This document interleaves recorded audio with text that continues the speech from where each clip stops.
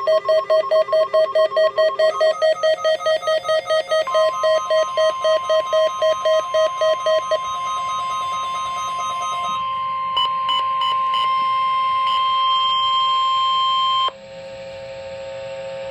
is a test of the National Weather Service weather radio warning alarm for the KHB97 listening area for the central lakeshore counties of Ohio. During potentially dangerous weather situations, specially built receivers are automatically activated to warn of the impending hazard. Tests of these receivers are normally conducted by the National Weather Service every Wednesday between 11 a.m. and noon. When there is a threat of or existing severe weather in the area, the test will be postponed until the following day. This ends the test of National Weather Service weather radio warning alarm.